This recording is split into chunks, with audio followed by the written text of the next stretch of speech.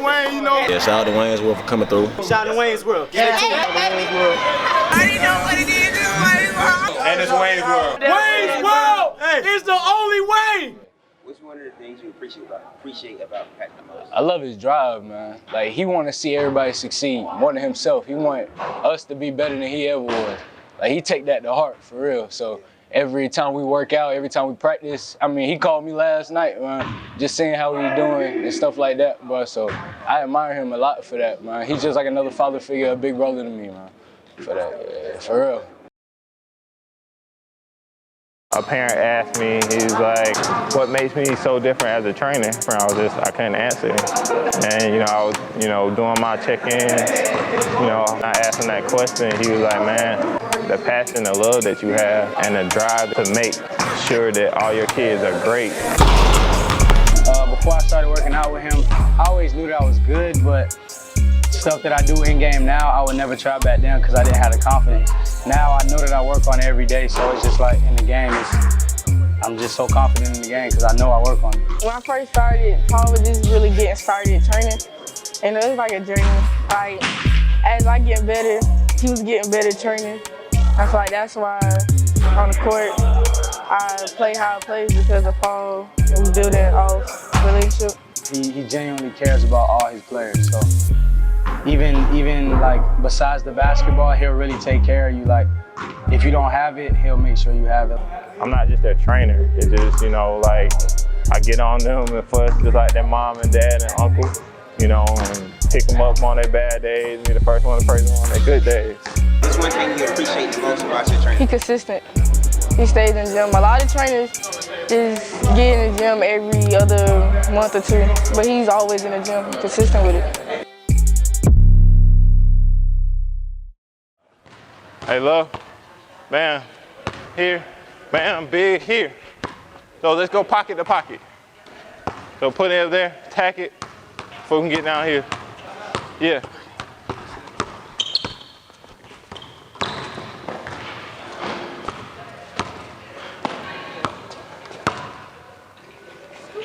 Why are you going across? We bam here, and you here, yeah.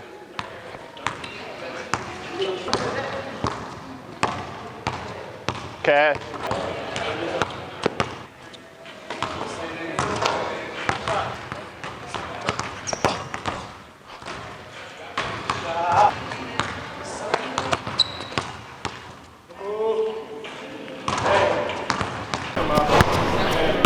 And we open it up. After you set the screen, man, get your hands ready. Your butt low, so when you catch it, sure jump shot. Got it?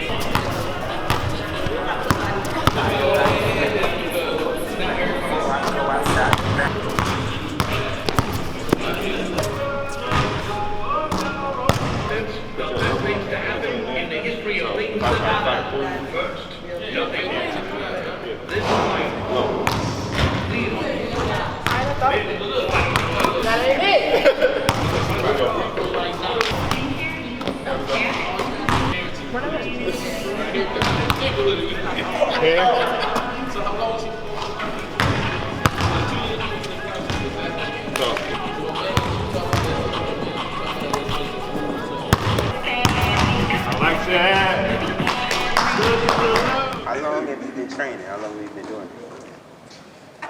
Unofficially, 2.5 years. Officially, I announced that I'm a full-time trainer in November 2018.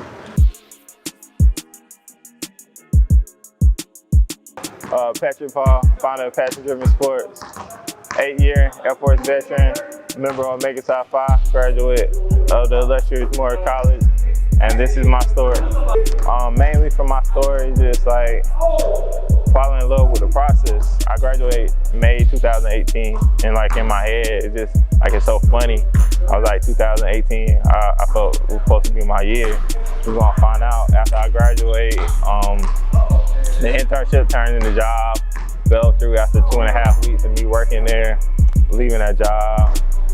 I kept hearing the same thing, applying for more jobs, that I was overqualified with 8 years military service. honor graduate, this and that. A lot of people felt like they couldn't see the longevity of them keeping me. I went through some things. Like I went through everything, all the money that I saved in my checking account. You know, I lost everything in my saving accounts. I lost the car I paid for. It broke down on me, it died on me, and you know, the only thing I had was just, you know, my faith. And then, you know, while I was coaching at AAU, a couple of my kids was just like, man, you always tell me we need to work on our games when we by ourselves. Like, coach, why don't you show us work on our games? So with me having the free time, you know, I took the time out, you know, and showed them a few things. And then, you know, it started off with 3 of them, which was, you know, Brian Sparks, Jameer Mojo, and Jesse Jackson. And then Jada Cameron mom saw me in the gym one day. She was like, "Are you gonna be back tomorrow?" And I never thought about it. And I was just like, yeah, I'll work out tomorrow. And that's she was officially my first client. And, you know, I wasn't taking it real serious. Then I finally got a job. I was working at a plant and I hated it. And then one day, probably like 5-6 months later, you know, I felt like I heard a voice talk to me with God. He was like, "Why are you still doing this?" I was like, "What you mean?" He was like, "You don't believe in me to, you know, for me to expect more out of you." I walked in the next day and I woke up and I was like, today is my last day working this job. And then I took that leap of faith, you know, and, you know, I told them this is going to be my last day. And then I found out to start working in the school system and, you know, put my faith in, you know, truly my faith in God and my ability to be a trainer, took that more seriously. And, you know, I have never looked back since. You know, I learned to stop asking God, why am I going through this? And start asking him, what can I learn from this? And once I adapted that process, you know, I start seeing things in a different light. And, you know, understanding why we go through trials and tribulations and why we go through certain things to help us appreciate what we do have and what type of blessings that we're going to receive further in life. Bet on the score, yellow with passion, got seats on the floor.